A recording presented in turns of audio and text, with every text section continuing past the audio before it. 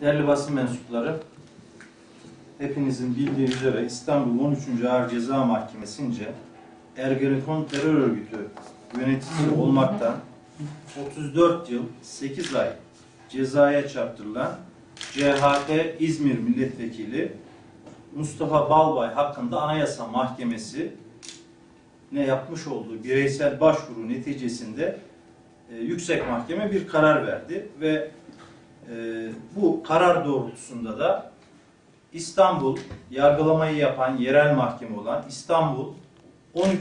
Ağır Ceza Mahkemesi de Yüksek Mahkeme olan Anayasa Mahkemesi'nin kararı doğrultusunca bir tahliye kararına imza attı.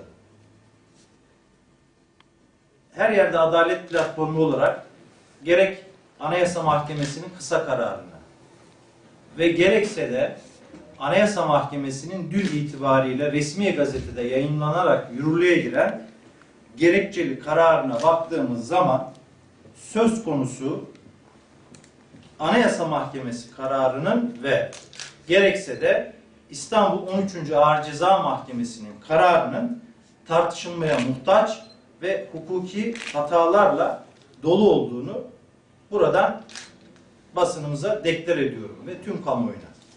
Evvela bir hususu hatırlatmakta fayda görüyoruz. Nedir o? Her yerde adalet platformu olarak gerek şahsın olarak ben ve gerekse de üyelerimiz Sayın Balbay'ın tahliyesine üzülmedik ve Sayın Balbay'ın içeride olmasına da sevinmeyeceğiz.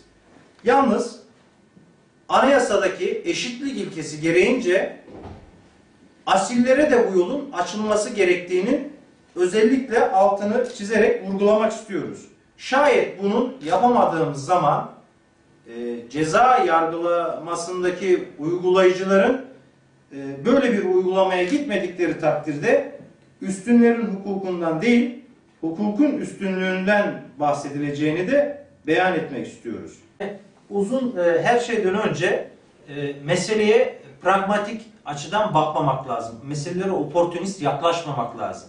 Yani Mustafa Balbay'ın tutukluluk süresi henüz 5 yıla yakın değildi. 4 yıl 9 ay gibi bir süre içerisinde cezaevinde bir süre geçirmişti. Halbuki Mustafa Balbay'dan daha fazla gerek Ergenekon davasında ve gerekse de diğer davalarda Mustafa Balbay'dan daha fazla tutukluluk hali devam eden sanıklar var.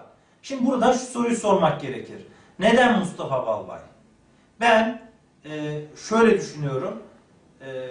Yani Mustafa Balbay üzerinden Mustafa Balbay dramatize edildi. Mustafa Balbay üzerinden bir operasyona mı bu millet veya hükümet Mustafa Balbay üzerinden bir operasyona mı tabi tutuluyor? Bu soruyu da sormak lazım. Yani neden Mustafa Balbay? Mustafa Balbay'dan daha fazla tutukluk hali devam eden sanıklar varken Mustafa Balbay'ın tahliyesi son derece ilginçtir. Tıpkı Mehmet Haberyan'ın tahliyesindeki ilginçlik gibi. Bu da çok ilginçtir. Biri Sayın Balbay neyle yargılanıyor? Milli iradeyi yok etmekle yargılanıyor. Meclisi alaşağı etmekle, hükümeti alaşağı etmekle yargılanıyor. Peki Sayın Mirza Beyoğlu neyle yargılanıyor? Yani buna vicdanlar kabul etmez.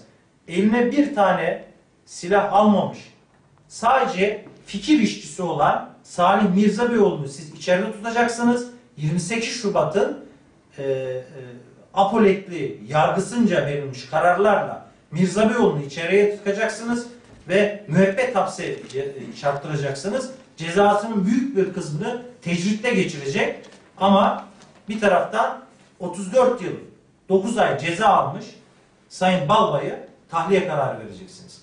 Bu kamu vicdanını sızlattığını düşünüyorum ben. Yani hukukta eşitsizliğin olmaması gerektiğini düşünüyorum. Yani yani VIP hukuk diyoruz biz buna. VIP hukuk olmasın. İnanın yani Allah korusun sizler bir şekilde hepimiz böyle bir suçun mağduru olsak bu hak bizlere verilmez. Verilmeyeceğini düşünüyoruz. Yani Hizbullah operasyonunda gözaltına alınan yargılamaları devam ederken 10 yıllık o genel zaman aşımı süre aşımından dolayı tahliye edilen sözde Hizbullah üyeleri hakkında merkez medyamız nasıl manşet atmıştı? O merkez medya Mustafa Balbay'ın tahliyesine ilişkin nasıl manşet ediyor? Aynı hadise, aynı olay. Değişen ne? Değişen ne biliyor musunuz? Değişen birisinde beyaz Türk var, diğerinde zenci Türkler var. Anlatabiliyor muyum? Bu ülke hala beyaz Türklerle zenci Türklerin savaşını veriyor. Benim söyleyeceğim bu. Yani çok yakın bir tarihte Hizbullah davasına bakın.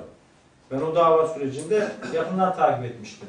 Aynı basın adalet duyguları rencide oldu, adalet duyguları sarsıldı diye manşetlere taşırken Balbay tahliyesinde son derece dramatik manşetler atarak yargıyı etkilemişlerdir. Bunlar önemli şeyler. Ben böyle düşünüyorum.